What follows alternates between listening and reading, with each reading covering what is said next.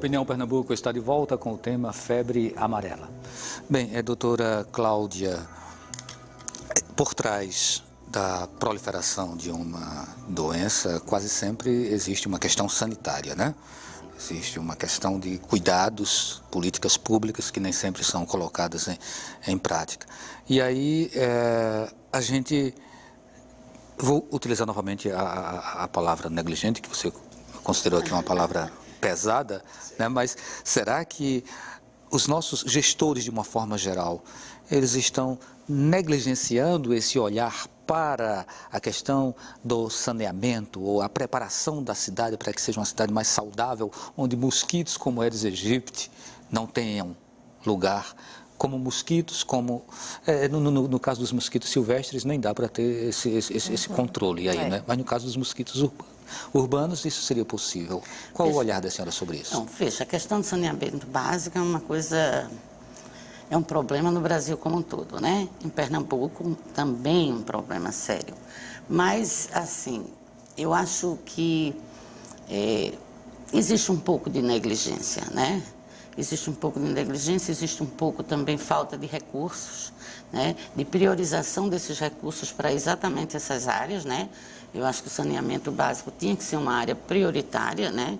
De investimento público, porque muitas questões, principalmente muitas questões dessa natureza, a gente conseguiria resolver de uma forma mais simples.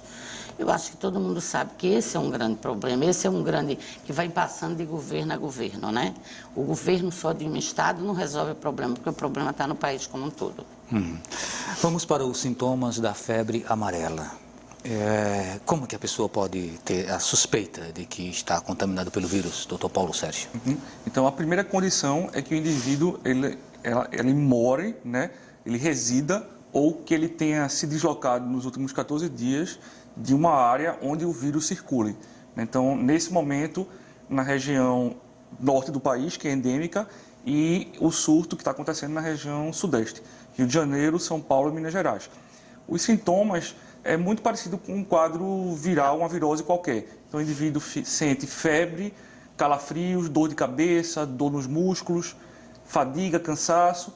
E isso aí vai durar 3, 4 dias e a maioria, mais da metade das pessoas, vão ficar curadas, vão ficar boas e nem vão demandar um serviço médico, né? Mais da metade, em torno de 60%. E vão passar pela doença febre amarela sem ter até o diagnóstico.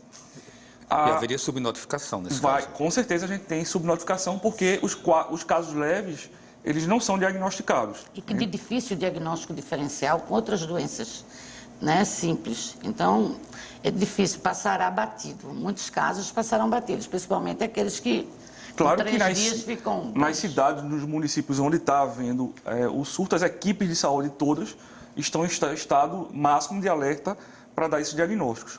E uma minoria dos pacientes, em torno de 30% a 40%, vão evoluir depois desses 3, 4 dias com esses sintomas que eu citei, eles vão passar por uma fase de agravamento.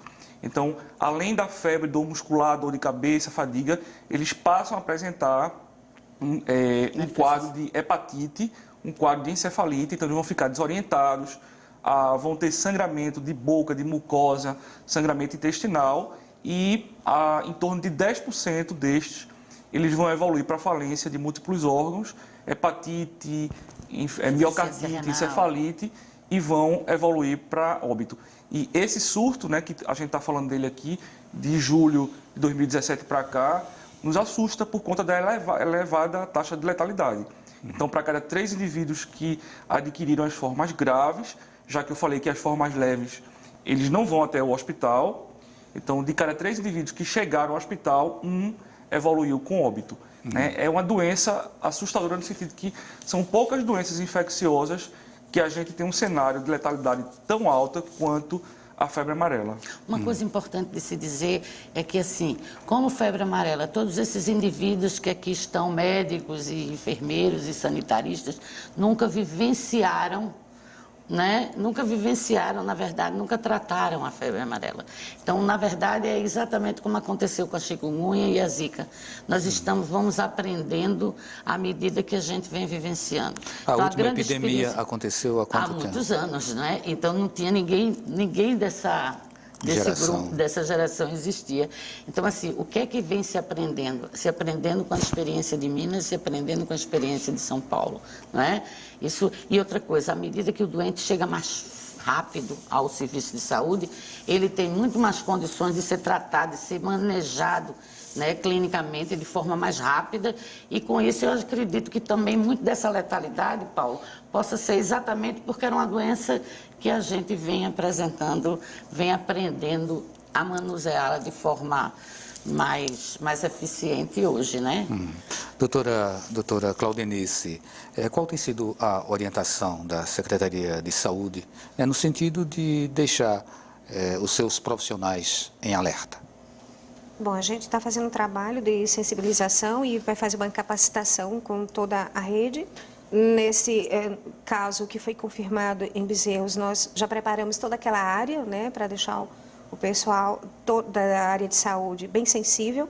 Mas lembrando que a gente tem outros arbovírus, né? A gente tem dengue, com os 4 sorotipos, tem chikungunya, tem zika, que no início pode se confundir, né? Então, a gente vai pensar em febre amarela, mas lembrando que tem que sempre associar para uma área de risco, mas a gente não pode esquecer os outros arbovírus que também circulam no estado de Pernambuco. Então vai ser uma sensibilização com esse diferencial, mas que não foque só a febre amarela, vamos pensar em tudo para a gente depois não esquecer dengue, né? E aí a gente tem uma letalidade aumentada por dengue. Isso. Doutora Cláudia. E aí eu preciso não confundir Cláudia com Claudenice, né? A gente tem esse caso aí da Secretaria de Saúde de Pernambuco, que está atenta, e a senhora também coordena um núcleo de epidemiologia dentro do Hospital Português. Aí, como que é o olhar de uma empresa privada como o Hospital Português? Hoje a gente está preparado, se por acaso surgir alguns casos, hoje está todos os profissionais do serviço de emergência treinados para manusear um doente com febre amarela, todo o pessoal da UTI, já tudo, organizado com relação ao laboratório, né, o encaminhamento do exame para o LACEN de Pernambuco, os outros exames que seriam feitos lá no próprio hospital. Então, o hospital está pronto, preparado, já com protocolo montado, todas as UTIs já foram treinadas esperando se acontecer, a gente está preparado para receber. Fora isso, a própria vigilância dos doentes que aparecem. Nós fazemos busca ativa 2 vezes no dia, não só para a questão da febre amarela, mas questão das outras arboviroses, das outras doenças de notificação compulsória. Pernambuco já colocou a sorologia para a febre amarela, que já está disponível na rede pública. Certo, nós temos aqui umas perguntas ainda do público. Uma pergunta do Ivan, do Jardim São Paulo. A febre amarela tem relação com o lixo e por que países desenvolvidos não têm a doença? Quem gostaria de responder? Os países... Bem, a questão dos resíduos sólidos, ele pode funcionar como um depósito para os criadores do Aedes, né? Não é o caso do Sabetes hemagogos que está envolvido, que é tipicamente de área de mata. Né? Então, deixar bem claro que a febre amarela que a gente tem hoje é uma febre amarela silvestre e que o mosquito que está vinculado é o Sabetes hemagogos e que está restrita à área de mata. Ok, então a pergunta de Ana Maria da Madalena. Qual a validade da vacina para quem tomou há 10 anos ou mais, se a dose for completa, doutor Paulo? Então, desde 2015, que a Organização Mundial de Saúde ela recomenda que as pessoas só precisam tomar uma única dose de vacina de febre amarela na vida.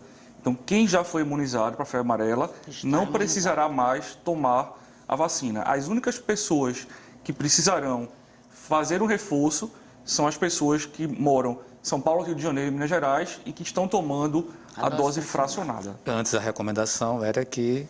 Antes a recomendação era fazer a cada 10 anos. Desde 2015, uma vez apenas na vida. A febre amarela silvestre pode virar urbana? doutora? Sim, Cláudia? lógico. Essa pergunta é de Ronaldo Costa, Isso, da na UR7. verdade, são ciclos, né, da doença. Se você vai para uma área de mata, você é contaminado, e você vem para a área urbana, e o Aedes lhe morde, e lhe pica, e pica uma outra pessoa, realmente poderia ser transmitido, né? Por isso que a gente tem que vigiar essas pessoas, porque, na verdade, é elas vindo para a área urbana e que, por acaso, entre outro vetor no processo, aí você realmente transforma essa doença que está no ciclo silvestre em urbana. E fechando Essa é o a programa. grande preocupação e por isso a vacinação. Né? E fechando o programa, lembrar também que, pelo amor de Deus, não assassinem, não matem os nossos Macacos, bichinhos. que são né? nossas sentinelas, né?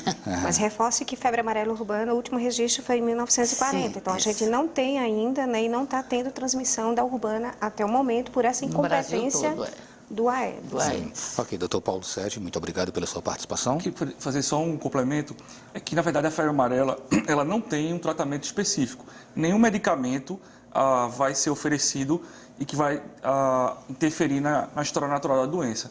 O tratamento é de suporte. A gente vai oferecendo tratamento de acordo com a evolução da doença. E, como é um paciente grave que precisa ir para a UTI, todos os hospitais, tanto da rede privada como os da rede pública, eles estão preparados e habilitados para manejar. Então, muito obrigado, doutor Paulo, obrigado, doutora Cláudia e doutora Claudenice. A você também que acompanhou o programa, uma boa noite e até o próximo.